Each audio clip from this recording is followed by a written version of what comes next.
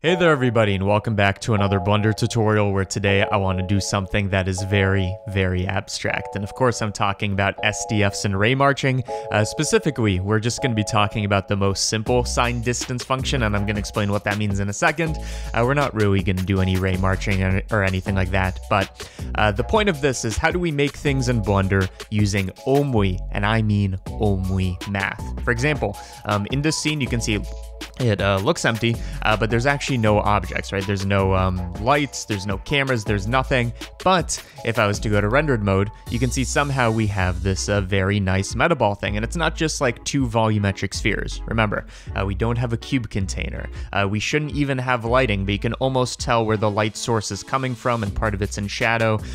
This is the kind of thing that SDFs, whatever that means, let you do. And if you get very good at it, you can make a whole scene with arbitrary complexity using nothing. No polygons, no curves, just raw math. So let me show you an approach for how you do something like this and explain a bit of theory. I'm not going to do any ray marching. I'm just going to use the sign distance function and some volumetric. So with a new Blender project, I'm going to be using 3.0 alpha. I'm going to do something very rare, which is taking everything, not just a cube, and deleting it. And I actually don't need the collection. I want nothing in my scene.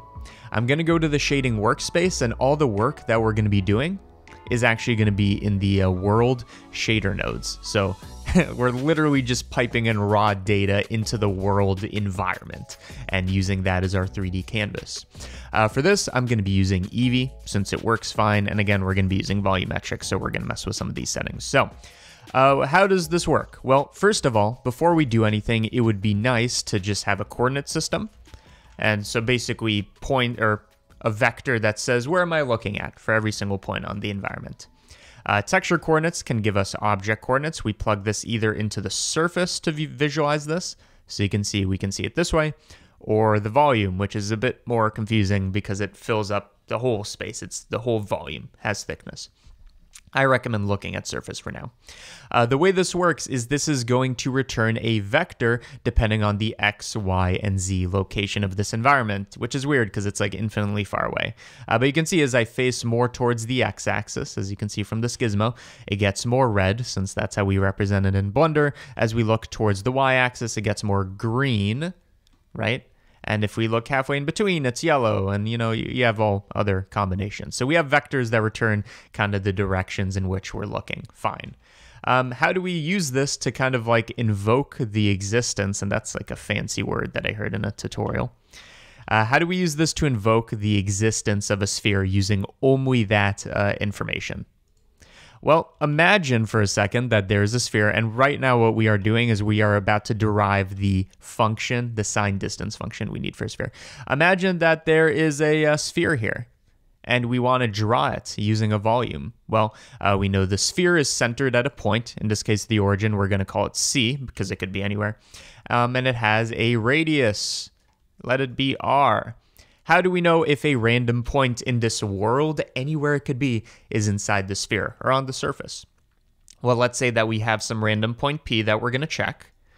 We check if this is inside the sphere. In this case, it's clearly not, by just seeing if it's the correct distance away from the center, because that would tell us if it's in the sphere. So for example, I'm going to cast a line between our point that we're looking at and the center point C. So we now have this line. And we want to know, is this distance from like the surface to P equal to 0? How close is it? Okay. In other words, we want to get this line segment right here. The way we do that is we know the distance of P to the center point. That's just something we can calculate. So we can look at the distance. So D is a function that gives the distance between 2 points. We can get the distance between P and C. And we subtract away this chunk right here, minus R. Again, why? P minus C, or the distance between P and C is this whole line segment. We get rid of this radius, that just leaves us this. If that section, this whole calculation is equal to 0, must be on the surface. If it's larger than 0, for example, in this case, it has a positive length, that must mean it's outside the sphere. If it's negative, it means it's inside the sphere. So we get a whole bunch of information from this. It's called a signed distance function because one, it's a distance function, right? We're using distances. and it's signed in the sense that it can be positive, 0 on the surface, or negative on the interior. In other words, this equation right here is the sign distance function for a sphere. So let's literally plug this shit in, right? So let's take vector math. So again, we want to evaluate point P, which could be here, it could be there, anywhere. So we want to check all of them. So P is basically going to be our object coordinate. So when you see P position, just a random point, think object coordinates, so that we check every single one that I showed you before. I'm going to look at this. I'm going to calculate the distance between this and the center point. So this is representing our center point. In this case, I'm going to keep it at the origin, 0, 0, 0, but we can change it. That's going to give us an output. We then want to take this. I'm literally just following the formula, and I'm going to subtract away a radius. What radius? The radius that you want your sphere to be. Okay? So if we were to look at this, and we can't really, so if we look at this in the surface, you're going to see it doesn't give us anything meaningful. If we look at it in the volume, it kind of gives us something meaningful, but we can't really look at it. We can't really visualize this, but what you have to imagine is this field, volumetric field that we've basically made showing these values for this function. How do we actually look at the sphere now? Well, if we take this whole thing, so this is the sign distance function right here. If we take this whole thing and just see where is this, for example, less than 0. So in this case, I'd be looking at the surface because we want to see where it's equal to 0 and the interior where it's less than. I plug this into a volume. You can see this gives us a sphere. If it's looking super, blocky, this is volumetric settings for EV. Just lower this number and it will become a bit cleaner, and you can mess around with some other settings. But you can see we've now invoked the existence of a sphere. I say the word invoke because we don't have a single object. There are no polygons. The only thing I'm doing is kind of like making a volume in a world shader. Okay, so we have a sphere. What does this let us control? Well, we already know that the subtraction minus r is the radius. So if I was to make it 2, what would you expect to happen? Radius is going to get twice as big. We can also go the reverse direction. It's the size of the sphere. We also have the center point, so that's the location of the sphere. All of this is arbitrary, okay? Fine. So I think we're good on this theory right here. So I'm just going to erase this. So this is the most simple sign distance function. People have mathematically derived the way we just did. The SDF for a cube, a torus, basically all the simple shapes. But now let's try to make this look a bit better. And then I'm going to build on this SDF and make it more complicated. So right now, if I was to get rid of this plane and everything, you can see it's kind of hard to tell what's going on. And by the way, it's hard to kind of move around this because there's actually no object there to revolve around. So you just you got to kind of go around the 3D cursor.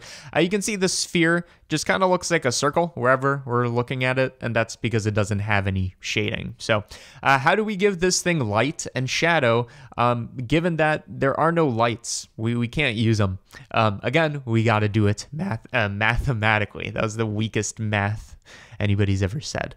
Well, how do we fake lighting? Well, what we can say is let's pretend that there's a light here. So again, we're not going to actually add a light object, but I'm just going to say, let's say there's a light here represented by its position in space. That's just a 3D vector. I want to say, sphere, look at this light, which doesn't exist, and tell me if you're facing it. So this point right here would be facing the light. It'd be illuminated. This backside of the sphere that isn't facing it, make that darker, right? So we're just kind of looking at which part of our volume or surface or whatever is looking at the thing. And by the way, if you do ray marching for real, then you can do a lot of effects like reflections and all this. But let's just fake some lighting. Easy way to do this, and I'll explain how this works like literally in a second. But first, let's just use this node where we'll take it for granted. There's a node called the normal node. What I'm going to do is I'm going to plug in all the points in space, which of course include the ones in the sphere. I'm going to look at this compared to this like interactive thing I can mess with, and I'm going to output this thing called a dot product. We'll talk about what that means in a second. But I want to first of all give this thing a bit of color. So let's just throw this through a mix RGB. Again, we basically have a volume where it's white. We have our sphere where it's black. It's everything else, just the environment around it. What I want to do with this is I'm just going to plug this into the factor where the environment is black. And the color could be white or it could be any color. So now we've just given color to our volume. But again, I want to give it this shading. So what I'm going to do is I'm going to throw in another mix. And this time I'm going to multiply by a certain color. Okay, so it's just going to basically take this and add a bit of stuff to it. So let's take this dot product I talked about. I'm going to put it in here. And you can see if I bring up the factor, it looks like this thing is now in shadow. More impressively, I can control where the light source is coming from. So now the light's coming from here. We can have it come from a different place. We can control kind of the strength of this shadow. And for a technical reason, what you might want to do, and I'll talk about this in a second, is you might want to filter this through a map range where you go from -1 to 1 to 0 to 1. This will just make our shadow a bit softer and more, gradual. But either way, you can see this really does kind of give this thing a bit of dimension. So here's before. It's kind of this perfectly flat, circle essentially. And this shading kind of makes it look more spherical, especially if you pick a good lighting direction and all that. Okay. Let's do this thing ourselves. So we need to make a dot product. What a dot product is it's basically an output that tells us the angle between two vectors. One of the vectors is going to be the position of our fake sun. Another one is going to be points on this sphere. So I want to say, hey, points on the sphere, are you facing this this fake light source? If yes, make it brighter. If no, make it darker. Okay. So this is another vector math operation. We actually have something called the dot product right here. So one of these inputs is going to be all the points in space, including the ones on our sphere. And this second one is going to be a vector we can choose. I'm going to make it separate. So this is basically going to be the position of our light. And the reason I'm making it separate is because of, if you actually look up the math that makes up the dot product, we want to assume that this is normalized, which is to say it's always, we can pick the direction. I'm just trying to look for the word normalized. There we go. We can pick the direction, but I just want this vector, this sun vector, this light vector to have magnitude 1. But don't worry about that. So either way, I'm going to take this dot product. I'm going to do the same thing we did before. And now we don't want this to be 0, 0, 0. Let's choose a direction. So in this case, I made it on the x-axis, which means if we look at this from the side, you can see where x is positive over here. I kind of have this inverted. Let me do it like this. Where x is positive, this is where our light is. And where it's negative, it's going to be cast in shadow. We can also kind of tilt our light on the, let's do it on the z-axis. So we kind of have a diagonal thing going on. Etc. So assuming we have this normalization going on, I believe the dot product outputs things between -1 and 1. 1 where it's facing, -1 where it's not, which is why it's dark. Because of this, I like to use a map range. And instead of going from 0 to 1 to 0 to 1, I want to take this -1 to 1 output and just map it to a nice 0 to 1 interval. Like that. And that will make the shading, it will look nicer. And I also like using smoother step, although I don't know if that matters. Okay, so this now gives us a controllable light source. So again, let's say we're in the top view. We want the light source to be here. In other words, something on the X and Y, let's say this direction. So like 1, 1, we could do that by just putting in 1, 1, whoops, 1, 1, one more time, 1, 1. And now the light source is coming from this direction and this side's in shadow. So this is a fake way, by the way, very fake way to do lighting. We're just computing dot products, right? There's no light thing coming out, but it's very effective until we get to some of the limitations, but that's fine. Okay, cool. So let's build on this idea. So now we have the shading. We can go back, we can control it, but let's say we like the shading. What if I want to add in a second sphere, kind of like adding 2 sign distance functions at the same time? How would I do that? Well, remember, this whole thing is the sign distance function for a sphere. Remember, we took the distance from any point in space, object coordinates, relative to the center point, and we subtracted away the radius, right? How do I have 2 of these? Well, easy enough. I'm just going to copy these over. Don't need to copy this node since I can just kind of reuse it. And it's a good thing to reuse it. You don't have to calculate things again. So now we have kind of 2 of the same thing. Let's vary them up. So one of them is going to have a center point a bit on the x-axis, whatever. And it can have a different radius. Now we have 2 of these. The way you want to combine them, a little unintuitive. You might think, oh, you want to take both of these and add them together. But then, kind of works, but it kind of gives us actually the sign distance function for an ellipsoid, which is useful. But not really what we want.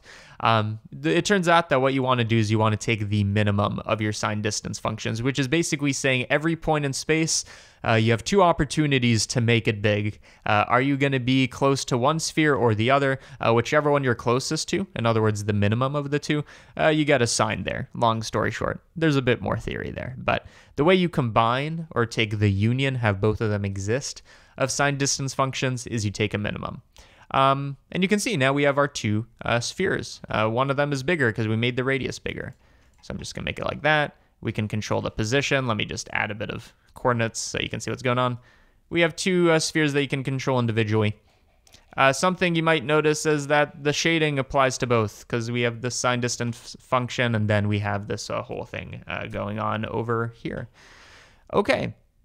I think that makes sense. Let's take this a step further, and I think I made a tutorial about this a while ago.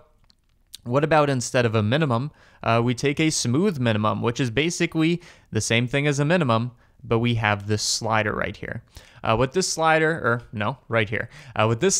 does is it gives us a bit of bias we can work with. So instead of just picking the minimum of the signed distance functions, our two spheres, let's say pick the minimum, but whenever you could kind of pick either or, like it's kind of close, let's do a bit of smoothing. The amount of smoothing is determined by this number, and visually, this looks like a metaball. By the way, if you hear the blender in the background, it exists, whatever. So this is a way to make metaballs, because again, when the point is very close to in between the spheres, it's just going to kind of smooth out the area in between. This is what it means, which means now we have a nice metaball. Like literally, this is the math that makes the metaball. We can make them arbitrary sizes, locations, whatever. And notice that we have our nice shading setup, where again, we can just kind of pick a nice light direction source and, you know, make it look like this thing is shaded instead of just, you know, perfectly flat. Another thing you can do, and I don't know if our lighting setup is, you know, sophisticated enough to show this, but we can actually kind of do an inverse metaball where one cuts into the other. The way you do that, it's kind of the opposite operation. You want to take one of these and multiply it by -1. Not going into the theory here. So one of the signed distance functions is now flipped, where the exterior is negative, the interior is positive, and you want to take a smooth maximum. This is going to make it so that one metaball kind of eats into another. So you have to kind of imagine that, since our lighting is garbage. But it's kind of like a sphere with another sphere kind of cut out of it with this metaball. So you can see we've made this like kind of flat area in this sphere. And if we make it bigger and smaller, again, we still have our radius controller. You can see that it's cutting in and out of it. Again, the only reason we even have a chance of visualizing what's going on here is because of our lighting, right? If we didn't have lighting, our chances of this would be 0. So in fact, if I want to pick a good lighting thing, I probably want it coming from the y-axis like that. And maybe you could control the fall off here. Either way, you ideally want to do ray marching and get reflections and all that. So I think this is a good intro to the signed distance function. We derived the one for a sphere. We played around with it. We visualized it using volumetrics, but there's this method out there that nobody makes tutorials about. It's called ray marching, that lets you do this thing for real and get surfaces and reflections and a bunch of other stuff for free. It's basically another version of rendering, different way to render. But yeah, that's a thing. So I think I've gone sufficiently in depth on this thing that hopefully you didn't even know exists. So there you go. At this point in the tutorial is usually where I pimp out Patreon, and I will. I want to say thank you to all 750 to 800, kind of varies a bit, active patrons that are getting a bunch of benefits. Let me talk about those. So one of them is early access to tutorials. So you could have seen this tutorial early. You might have not because you're not on Patreon, but I upload it early. Sometimes it's there for a couple days, and you could have early access to it. Additionally, blend files. So I'm going to make this thing that we just made, this demo, a nice little like node group and all this that you can play around with, so you don't need to make it yourself. That blend and any other blend I've ever made, it's going to be available there. Also exclusive tutorials, which might be relevant for this if I like kind of build on it. Like I need to research some ray marching before I teach anything, because currently I don't know how to do it in Blender. But if I build on this whole SDF thing. I can make that an exclusive tutorial, all that. So that's for patrons only. Either way, it's a cool place to get all those things, or if you just want to support this and the CG Matter channel. I hope you learned something about signed distance functions. I'm going to look more into them. How do you derive the one for a box? Whatever. Yeah. Thank you for watching. Hopefully you learned something. No more objects or polygons needed.